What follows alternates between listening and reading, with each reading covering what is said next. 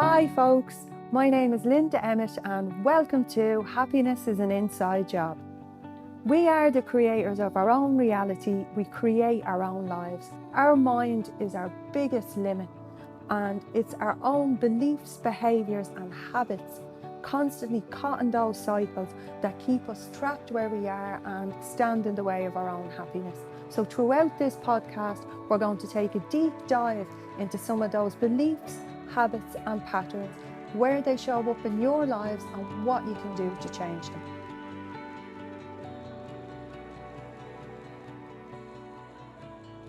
Hi folks, how are we all doing? On this week's podcast, what I want to dive into is self-harm.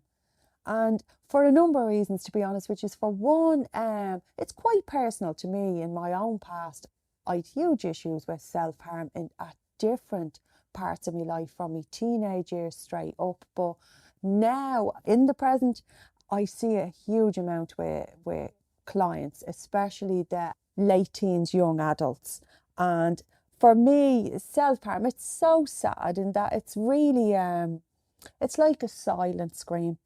It's like when I truly believe that when people are cutting themselves or harming themselves, it's to release pain.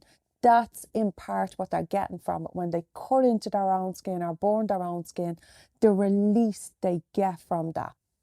So that's why I want to shine a light on it, talk a little bit about it, what maybe some of the signs are, and how, if you know anybody or you're struggling with it yourself, tips and tools and a path forward to start working with it, to change it within your own life.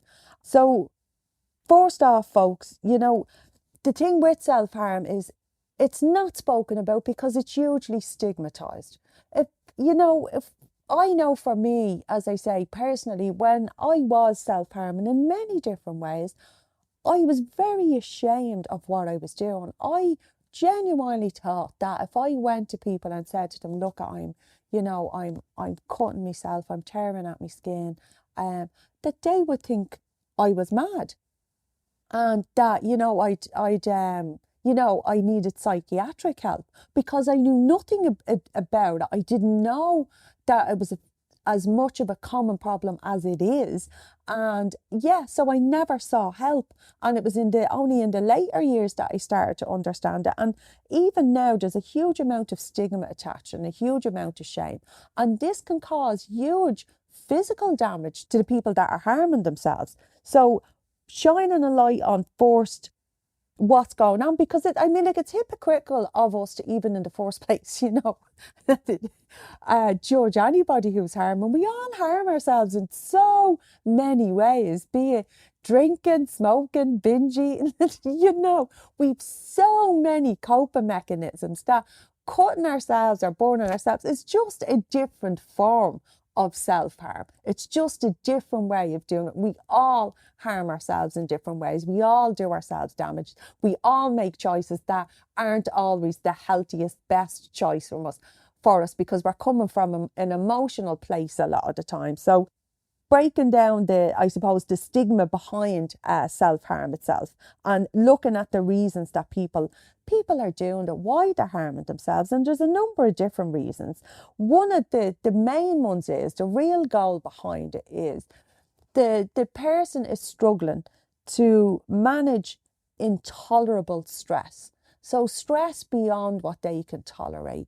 Negative emotion beyond what they can tolerate. They're struggling to manage it. And some of this can include negative beliefs or feelings that they're deep down, they're a really bad person. They're someone to be ashamed of. There's some darkness or there's some badness inside them. That can also be attached to self-harm, and they can be using it to punish themselves. So there's many different reasons that people do it.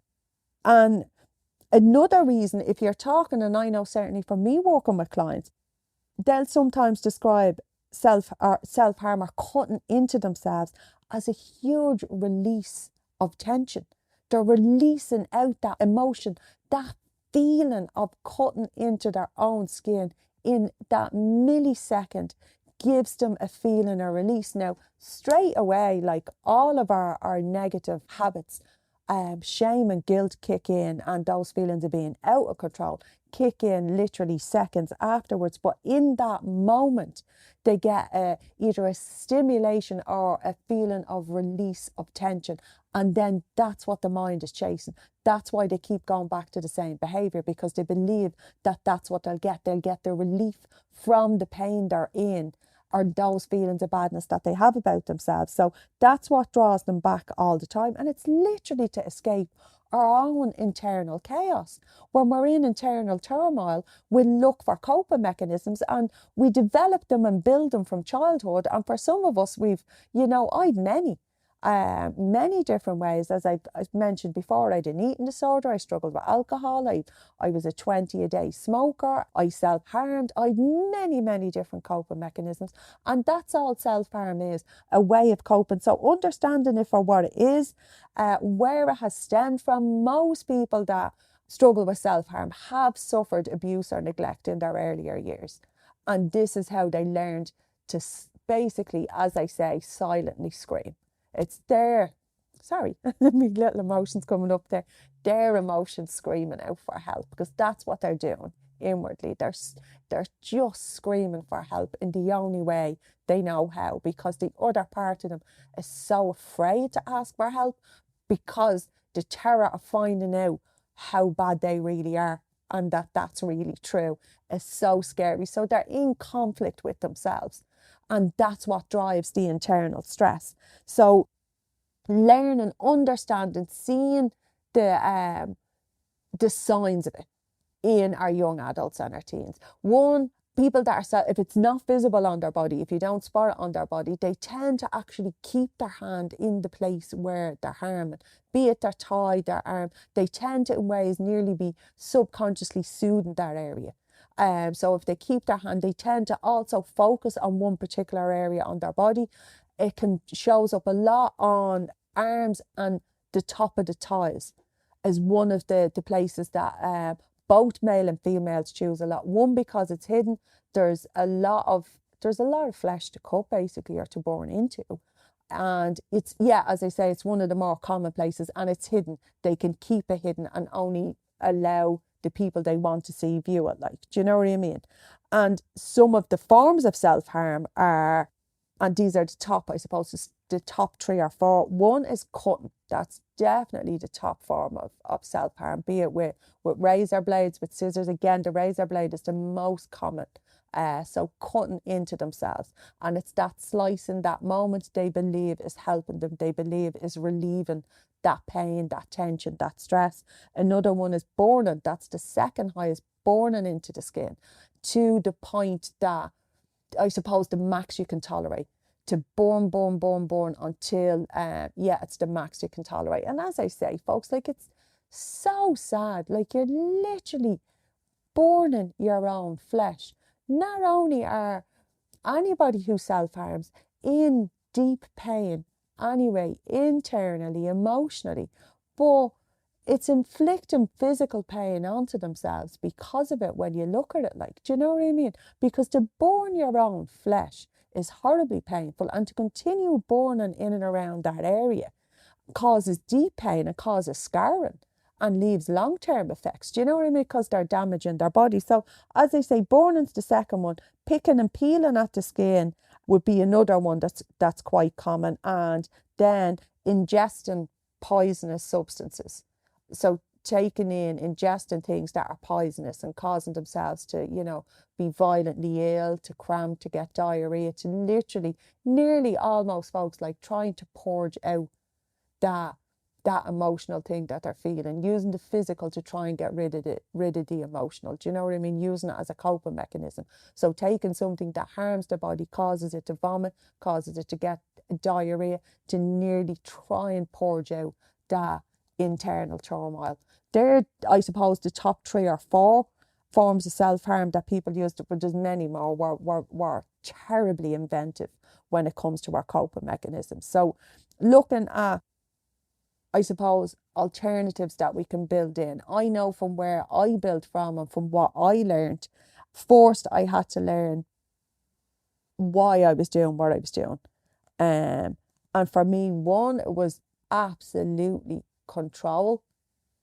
I couldn't control how I was feeling internally, the emotion, the pain, the self-loathing. So it was a way of controlling. To me, I thought at the time anyway, that was definitely one of my reasons. And the second one was punishment. I did want to harm myself. I did want to hurt myself. I was angry. I was so angry. There was no one else around to turn it on.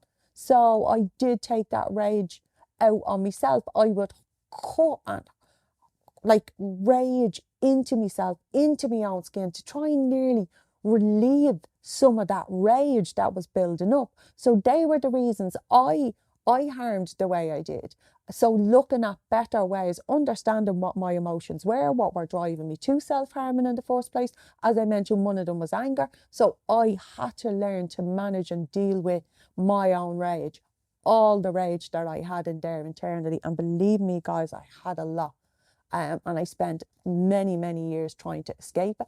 And it's still time to time, still something I work on now. It's in there as a pattern. I turn my rage internally and take it out on myself. It's something that I learned to do. I've been doing for years. So every so often it rears its head. Thank God not in the self-harm form. It may pass as a fleeting thought, but never, and not in a long time, is it something that I ever actively want to do or do. So you can completely erase it from your life, but first it's understanding why you're doing it, what the drive is, what the trigger is, and then what it is that you're trying to manage. As I say, for me it was anger, a huge amount of sadness behind the anger. So it's learning to work with the anger, learning to work with the sadness, learning to work with whatever the emotions are, whether it's relieving tension, whether it's a punishment because you feel guilty or not good enough. Another reason is people that self-harm often do it because it nearly makes their pain real. When it's internal, and it's I didn't even get that emotional. It just triggered a feeling when it's internal and it's bouncing around and you don't understand what it is. Cutting into yourself makes the pain physical. Really, you can see it. It's there. It's cut. It's bleeding. It makes it real. You're nearly manifesting it into being to try to understand it. So that's another reason that we do it. And it's also sometimes, as I say, a silent scream. There's a huge part of you wanting others to see what you're doing. It's a cry for help. It's going, help me, save me.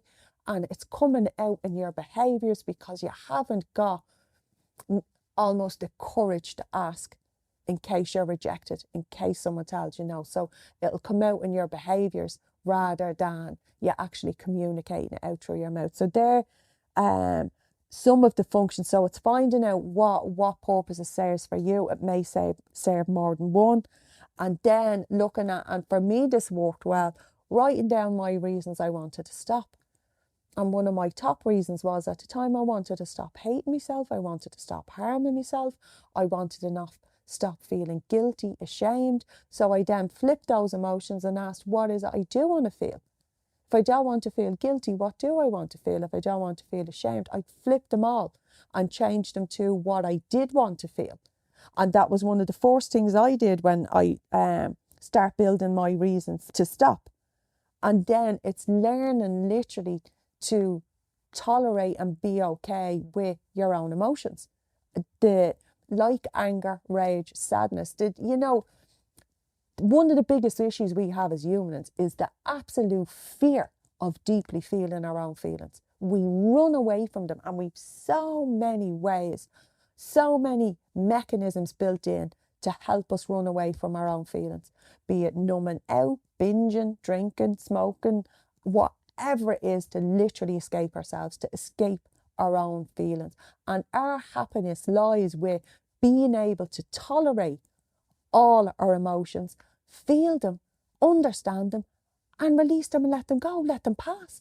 Instead of burying them, suppressing them, oppressing them, and allowing them just come out in our behaviours. And when we learn to tolerate our own internal states and feel pain and know we're not going to die from it, allow ourselves to cry and know that we're not going to drown in a pool of tears, we will move forward, we will release that emotion, we'll let it out and we'll move through it. when we start learning this, that's when we're reaching the points where we're building the better relationship with ourselves, and we're being able to move through the sadnesses of our past, our pains, our wounds, our hurts, the pain of the reality of whatever it is we may be living in now, releasing that, letting it go, and moving in to a happier, newer space where we're not carrying all of that gunk from our past. We're not carrying all that baggage, and we're not living it as our reality now. So tolerating our emotions, and first that comes from understanding what they are, understanding what your reasons are to stop and why, building in new coping strategies. And I often say this to clients, always having a list of things, knowing what works for you. I know I'm an active person. I love to walk. I love to be outdoors. You know yourselves, guys, that like I do fire walking, I run, I enjoy the gym. So I process and work through my emotions, my feelings, and different things that are going on in my life by being active. Other people process by resting, by being out in nature, whatever it is to you, by being around your dogs, by being around children, whatever it is to you. Know what your own strategies are to help you work through things. I love a huge cry. Just releasing that emotion out and letting it go. And I know different Disney movies that work for me, but they work. So I have a list of different strategies when I know that I'm running away from myself. When there's something possibly bigger going on in my life, I will revert back to my list of strategies that I know work for me. Going to the mountains, going to the beach, going for a run, being around kids, different things like that, and having the list, because one will not work for you all the time. But having that list wrote at the front of your journal, that it's there in front of you, that you know that you can return to when you feel those surges, when you feel an urge possibly to harm yourself in some way or to hurt yourself. And as I say, I've listed off, folks, listed off cutting, burning, but binge eating, purging, destructive behaviours, these are all forms of self-harm, and we're all guilty of doing it to ourselves in some way, shape or form. Be it going out and drinking for effect, knowing that you can tolerate 3 or 4 before you're locked, but going out and having 7, 8, 9, 10, to the point you've obliterated yourself. You no longer know what you're doing, and you're waking up the next day with the fear. That's destructive. That's harming and hurting yourself. That's putting yourself in harm's way. Do you know what I mean? All of these are destructive. All of these are forms of self-harm. They're just not named that. So having a list of coping strategies, healthy coping strategies that work for you, and believe me, you already know them. So having them wrote down and having them as alternatives when you feel those emotions coming up, and understanding what your emotions are and being able to name them, then you can start soothing yourself. Like if you're scared, if you're angry, if you're frightened, it's naming them. Or the one we don't like to name is, I'm lonely. A lot of the time we don't like to believe we need anybody, especially if we've been hurt or harmed in our past. We don't want to believe we need other people, because that means we have to be vulnerable and letting them in. So owning these emotions, owning these feelings, recognising them, and understanding that you are human and you deserve these things. You deserve people, you deserve love, you deserve acceptance, belonging, joy, all of these things. And 9 out of 10 times, you and your coping mechanisms are the very thing that's standing in the way of that and standing in the way of your own happiness. So learning to understand why you're doing the destructive things, why you're doing the harmful things, and working through those emotions and moving into that new space is the very thing that frees you up to have all the things that you want and desire in your life.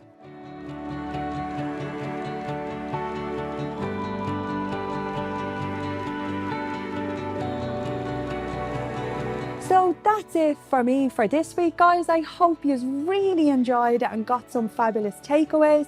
And as always, I invite you to connect in with me across social media, or check me out on my website, www.yourgifttoyou.com, or email me, linda@ yourgifttoyou.com, guys, because I'd love to hear from you and any topics you'd like for us to talk about or any more learnings that you want. And please remember, give me those reviews because it keeps the podcast getting out there to more people. So chat to you very soon, guys. Bye bye.